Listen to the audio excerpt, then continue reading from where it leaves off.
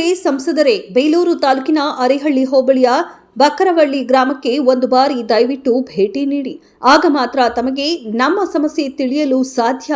ನಮ್ಮ ಗ್ರಾಮಕ್ಕೆ ಸಂಪರ್ಕ ಕಲ್ಪಿಸುವ ರಸ್ತೆಯು ಎಂತಹ ದುಸ್ಥಿತಿಯಲ್ಲಿದೆ, ಒಮ್ಮೆಯಾದರೂ ನೋಡಿ ಎಂದು ಮಾಜಿ ಗ್ರಾಮ ಪಂಚಾಯಿತಿ ಸದಸ್ಯರಾದ ಬಿಎಚ್ ಇಸ್ಮಾಯಿಲ್ ಹಾಗೂ ಜಮೀರ್ ಸಿಎಸ್ಸಿ ತಮ್ಮ ಅಳಲನ್ನ ತೋಡಿಕೊಂಡರು. ಈ ವೇಳೆ ಸುದ್ದಿಗಾರರೊಂದಿಗೆ ಮಾತನಾಡಿದ ಅವರು, ನಮ್ಮ ಗ್ರಾಮದಲ್ಲಿ ಮುಖ್ಯವಾಗಿ ವಿದ್ಯಾರ್ಥಿಗಳ ಉಜ್ವಲ ಭವಿಷ್ಯದ ವಿದ್ಯಾಭ್ಯಾಸಕ್ಕಾಗಿ ಹಾಗೂ ಗ್ರಾಮಸ್ಥರ ತುರ್ತು ಅನಾರೋಗ್ಯ ಸಂಬಂಧ ಆಸ್ಪತ್ರೆಗಾಗಿ ಪಟ್ಟಣಕ್ಕೆ ತೆರಳುವ ಇರುವುದೊಂದೇ ರಸ್ತೆ. ಅದುವೇ ಇದೀಗ ಉದ್ದಗಲಕ್ಕೂ ಗುಂಡಿ ಬಿದ್ದು ಸಂಚಾರಕ್ಕೆ ಸಂಚಕಾರ ತರುವಂತಿದೆ. ವಿಧಾನಸಭಾ ಚುನಾವಣೆಯಲ್ಲಿ ಹಾಗೂ ಲೋಕಸಭಾ ಚುನಾವಣೆಯಲ್ಲಿ ಕೇವಲ ನಮಗೆ ಆಶ್ವಾಸನೆ ನೀಡಿ ಹೋದ ನೀವುಗಳು ಇಲ್ಲಿಯವರೆಗೂ ನಮ್ಮ ಗ್ರಾಮಗಳಿಗೆ ತಿರುಗಿಯೂ ನೋಡಿಲ್ಲ ಎಂದು ಈ ಸಮಯದಲ್ಲಿ ಗ್ರಾಮಸ್ಥರು ಆಕ್ರೋಶ ವ್ಯಕ್ತಪಡಿಸಿದರು. ಬಕ್ಕರಳ್ಳಿ ಗ್ರಾಮದಲ್ಲಿ ಸುಮಾರು 1,000 ಜನ ಇದ್ದಾರೆ. ಇಲ್ಲಿ ಗ್ರಾಮದಲ್ಲಿ ವಾಸ ಇರೋದು 150ರಿಂದ 160 ಮನೆಗಳಿದ್ದಾವೆ. 200 ಮಕ್ಕಳು ವಿದ್ಯಾಭ್ಯಾಸ ಮಾಡ್ತಾ ಇದ್ದಾವೆ. ಅರೇಹಳ್ಳಿಗೆ ಹೋಗುವಂಥ ಮಕ್ಕಳು 70 ಮಕ್ಕಳು ಇಲ್ಲಿಂದ ಅರೇಹಳ್ಳಿಯಿಂದ ಹೋಗಬೇಕು. ಇಲ್ಲಿ ಯಾವುದೇ ವೆಹಿಕಲ್ಸ್ನ ಸೌಕರ್ಯ ಇಲ್ಲ, ಬಸ್ಸಿನ ಸೌಕರ್ಯವೂ ಇಲ್ಲ. ತುಂಬ ಅಂದರೆ ಒಂದು 25 ವರ್ಷಗಳಿಂದ ಇದೇ ಥರ ಇದೆ. ಎಲೆಕ್ಷನ್ ಬಂದಾಗ ಎಲ್ಲರೂ ಬರ್ತಾರೆ, ನಾವು ಕೆಲಸ ಮಾಡಿಕೊಡ್ತೀವಿ ಅಂತಾರೆ. ಎಲೆಕ್ಷನ್ ಕಳೆದ ನಂತರ ಯಾರು ಕೂಡ ತಿರುಗಿ ನೋಡೋದಿಲ್ಲ.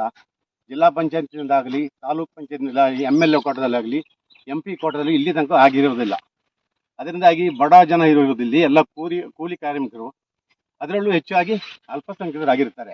ಅದರಿಂದಾಗಿ ಅಲ್ಪಸಂಖ್ಯಾತರು ಆಗಿರೋದ್ರಿಂದಾಗಿ ಕೆಲಸ ನಿಂತೋಯ್ತೋ ಅಲ್ಲ ಅನುದಾನ ಇಲ್ಲದೆ ಗೊತ್ತಿಲ್ಲ. ಸರ್ಕಾರಕ್ಕೆ ಮನವಿ ಕೊಟ್ಟಿದ್ವಿ, ಅರ್ಜಿ ಕೊಟ್ಟಿದ್ವಿ, ಯಾರು ಕೂಡ ತಿರುಗಿ ನೋಡಿಲ್ಲ. ಈ ಅವ್ಯವಸ್ಥೆ ನೋಡಿ ನಾವೇ ಚಂದ ಹಾಕಿ JCB ತಂದು ತುಂಬ ಗುಂಡಿ ಇತ್ತು, ಅದನ್ನು ಸರಿಪಡಿಸಿ ಈ ಮಟ್ಟಕ್ಕಾಗಿದೆ. ದಯವಿಟ್ಟು ತಾವು ನ್ಯೂಸ್ ಮುಖಾಂತರ ತಾವು ಸರ್ಕಾರಕ್ಕೆ, ಮುಖ್ಯಮಂತ್ರಿಗೂ, ಉಪಮುಖ್ಯಮಂತ್ರಿಗೂ ಹಾಗೂ ಶಾಸಕರಿಗೂ, MP ಗಳಿಗೂ ಮನವಿ ಸಲ್ಲಿಸಿ ನಮ್ಗೆ ಈ ರೂಟ್ ಬಿಟ್ಟರೆ ಬೇರೆ ರೂಟ್ ಈ ಊರಿಂದ ಎಲ್ಲಿಗೂ ಹೊರಡಕ್ಕಿಲ್ಲ. ನಾವು ನಮಗೆ ಟೌನು ಅರೇಹಳ್ಳಿ ಹೋಬಳಿ ಆಗಿರುತ್ತೆ. ಈ ಗ್ರಾಮದಿಂದ ಹೋದರೆ ಅರೇಹಳ್ಳಿಗೆ ಹೋಗ್ಬೇಕಾದ್ರೆ ಇದೇ ರೂಟ್ ಆಗಿರುತ್ತೆ, ಮೂಡಿಗೆರೆಗೆ ಹೋಗ್ಬೇಕಾದ್ರೆ ಇದೇ ರೂಟ್ ಆಗಿರುತ್ತೆ. ನಮಗೆ ಬೇರೆ ಯಾವುದೂ ರಸ್ತೆ ಇಲ್ಲ, ಕಾಲ್ದಾರಿ ಕೂಡ ಇಲ್ಲ. ಅಂಥ ಪರಿಸ್ಥಿತಿಯಲ್ಲಿ ನಾವು ಜೀವನ ಮಾಡ್ತಾ ಇದ್ವಿ.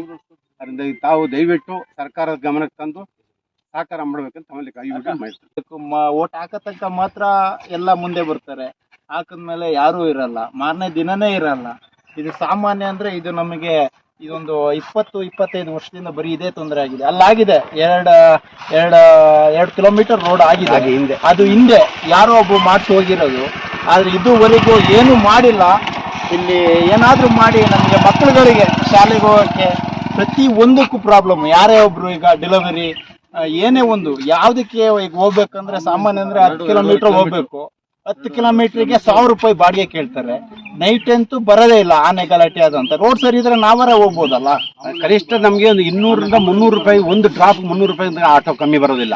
ವೆಹಿಕಲ್ಸ್ ಆದ್ರೆ 500 ರೂಪಾಯಿ ಕಮ್ಮಿ ಬರೋದಿಲ್ಲ. ಅದ್ರ ಜೊತೆಯಲ್ಲಿ ಆನೆ ಆಹ್ವಾರಿ ಸಿಕ್ಕಾಪಟ್ಟೆ ರೈತರುಗಳು 100ರಿಂದ 150 ರೈತರುಗಳಿದ್ದಾರೆ. ತೋಟ ಗದ್ದೆಗಳು ನುಕ್ಸಾನ್ ಮಾಡ್ತಿದೆ, ಪುಡಿ ಮಾಡ್ತಿದೆ. ಫಾರೆಸ್ಟ್ ಇಲಾಖೆಗೆ ಅದಕ್ಕೆ ಸಂಬಂಧಪಟ್ಟವ್ರು ತಿಳಿಸಿದ್ರೆ ಅವರು ಬರೋದು ಇಲ್ಲ, ನೋಡೋದು ಇಲ್ಲ, ಗಮನ ಹರಿಸೋದು ಇಲ್ಲ. ಬಂದೋದ್ಮೇಲೆ ಬಂದೋಯ್ತಾ ನಾವು